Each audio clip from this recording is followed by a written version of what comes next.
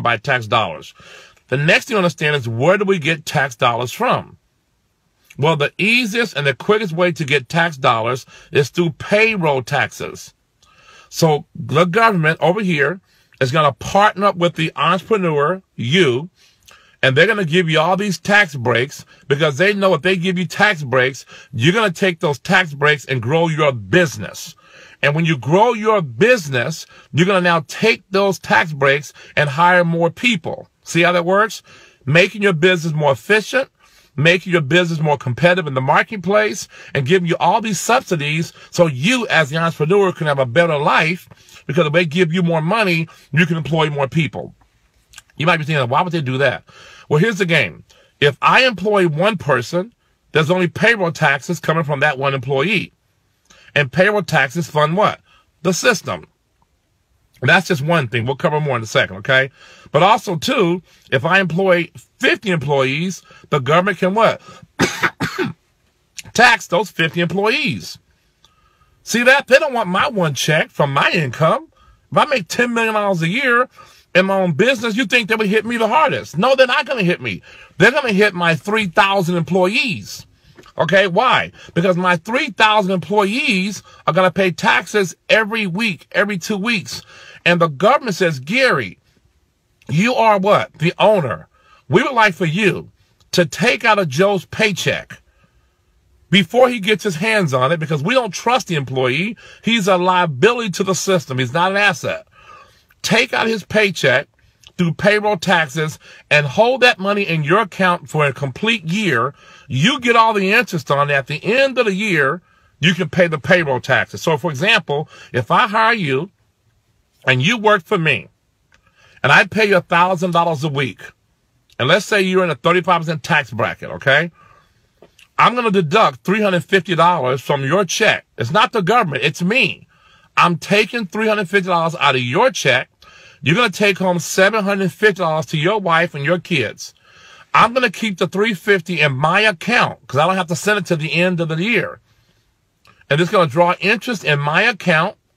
And then at the end of the year, I'm going to send your $350 times how many checks I gave you throughout the year.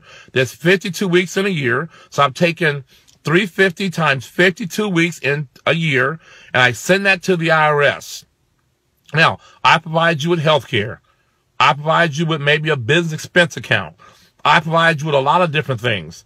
But did you know at the end of the year, the IRS says, Gary, can you show me basically a P&L, profit and loss sheet, where the $1 million that your company made, or the $10 million, can you show me that you spent that back into the business? And when I show the IRS that I actually made $10 million, but I put 900 or 9 million, should I say, of the 10 million into the business, the IRS says that you don't pay taxes on that 10 million.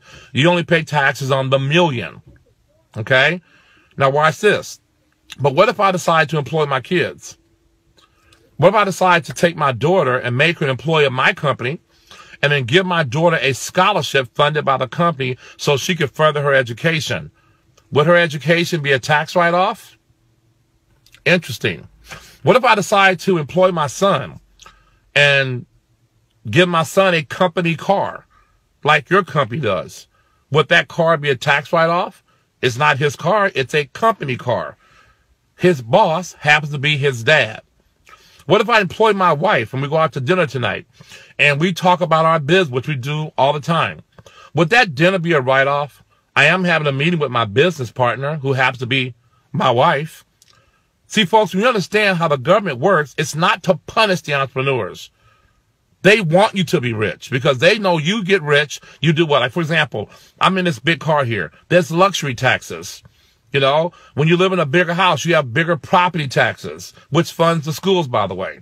Okay? So the government wants you to be rich. They want you to become successful, and the rules are made to benefit the entrepreneur.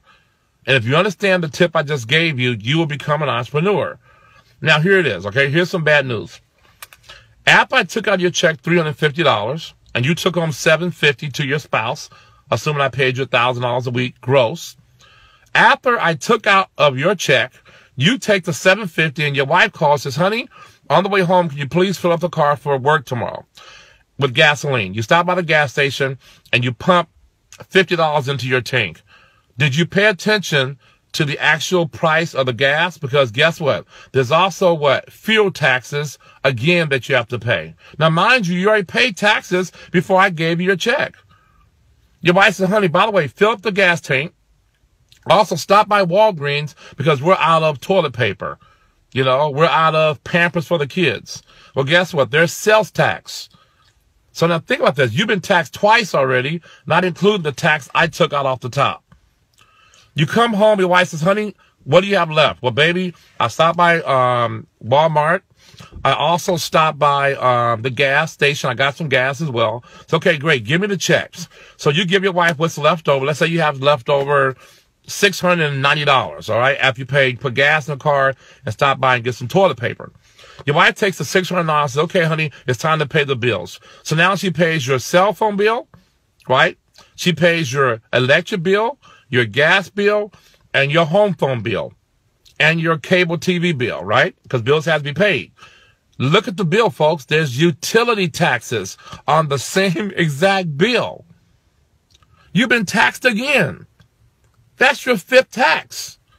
Then go on. Your wife says, honey, okay, it's time to pay the mortgage, right? Guess what? You have property taxes embedded into your mortgage. You just paid taxes 6 times.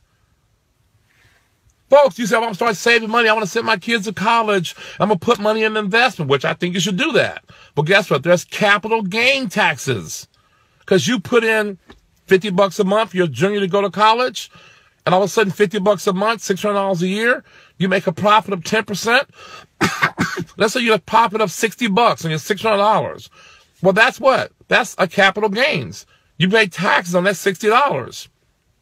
Folks, what I'm telling you is the biggest pimp game in the world.